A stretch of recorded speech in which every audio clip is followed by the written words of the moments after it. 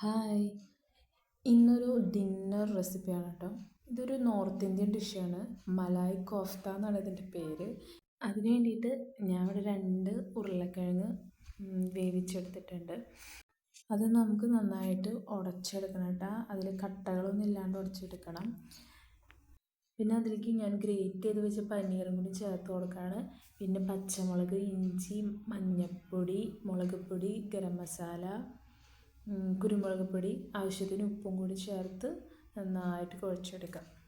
എല്ലാതും നന്നായിട്ട് മിക്സ് ആവാൻ ശ്രദ്ധിക്കണം കേട്ടോ. അതിനുശേഷം കയ്യിൽ ഇച്ചിരി വെള്ളമോ അല്ലെങ്കിൽ ഓയിലോ എന്തെങ്കിലും തടവിയിട്ട് അതിന് നമുക്ക് ഒരു നാരങ്ങ വലുപ്പത്തിലുള്ള കുട്ടി കുട്ടി ബോൾസ് ആക്കിയിട്ട് മാറ്റണം.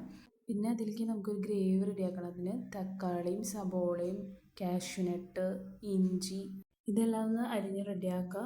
അതിന് ശേഷം ഒരു പാൻ വെച്ച് ബട്ടറിട്ട് അതിൽ 2 ഏലക്കായ, 2 ഗ്രാമ്പു, കുറച്ച് പെരുംജീരകവും പിന്നെ നമ്മൾ അരിഞ്ഞ് വെച്ച ആദ്യം ഇഞ്ചിയും സബോള ഇട്ടിട്ട് ജസ്റ്റ് ഒന്ന് വഴറ്റണം. അതിന് ശേഷമാണ് നമ്മൾ തക്കാളിയും കാഷ്യൂനട്ടൊക്കെ ഇട്ടിട്ട് മിക്സാക്കുക. തക്കാളിയുടെയും സബോളയുടെയും ഒക്കെ ആ പച്ചമണമൊക്കെ ഒന്ന് നന്നായിട്ട് മാറണം. പിന്നെ നമുക്ക് ആവശ്യത്തിന് ഉപ്പും കൂടി ചേർക്കാം, പെട്ടെന്ന് വഴണ്ട് കിട്ടാനൊക്കെ വേണ്ടിയിട്ട്. നന്നായി വഴണ്ടതിന് ശേഷം തീ ഓഫ് ചെയ്തിട്ട് നമുക്കിതൊന്ന് പേസ്റ്റാക്കി എടുക്കണം. അപ്പോൾ അത് ചൂടാറാൻ വയ്ക്കാം.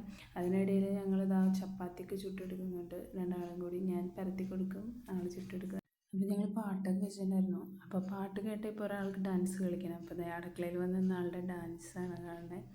അതിനുശേഷം നമ്മൾ ആ ബോളാക്കി വെച്ചത് നമ്മൾ കോൺഫ്ലവറിലൊന്ന് കോട്ട് ചെയ്തെടുത്തിട്ടാണ് ഫ്രൈ ചെയ്തെടുക്കണേ. എന്നിട്ട് എണ്ണ ഒഴിച്ച് നന്നായിട്ടത് ഒന്ന് ഫ്രൈ ചെയ്തെടുക്കുകയാണ്. ഇതുപോലെ ഫ്രൈ ആക്കിയെടുത്തു. അത് കഴിഞ്ഞ് നമ്മൾ ആ വഴറ്റി വെച്ച തക്കാളിയുടെയും സബോളയുടെയൊക്കെ മിക്സ് നമ്മളൊന്ന് മിക്സിയിലിട്ട് നന്നായിട്ടൊന്ന് പേസ്റ്റാക്കി എടുത്തു. പിന്നെ വീണ്ടും ഒരു പാൻ വെച്ച് അതിലേക്ക് കുറച്ച് ബട്ടറിട്ട് മഞ്ഞൾപ്പൊടിയും മുളക് പൊടിയും ആക്കിയതിന് ശേഷം നമ്മൾ അരച്ച് വെച്ച നമ്മുടെ പേസ്റ്റ് അതിലേക്ക് ഒഴിക്കുക. അപ്പോൾ തന്നെ ഞാൻ ആ മിക്സി കഴുകി കുറച്ച് വെള്ളം കൂടി ഒഴിച്ചു. പിന്നെ തള വന്നു കഴിയുമ്പോൾ സ്റ്റൗ ഒന്ന് ഓഫ് ചെയ്തിട്ട് നമുക്ക് നമ്മൾ ഫ്രൈ ചെയ്ത് വെച്ച ബോൾസും കൂടി ഇട്ടൊന്ന് മിക്സ് ആക്കുക. പിന്നെ മുകളിൽ കുറച്ച് ഫ്രഷ് ക്രീമും ഒറിഗാനോയും കൂടി ഇട്ടാൽ നമ്മുടെ ഡിഷ് റെഡിയായി. നല്ല ടേസ്റ്റാണ്. ചപ്പാത്തിയുടെ കൂടെയൊക്കെ കഴിക്കാൻ നല്ല സൂപ്പറാണ്. അപ്പോൾ എല്ലാവരും ട്രൈ ചെയ്തിട്ട് അഭിപ്രായം പറയണേ. Okay, by.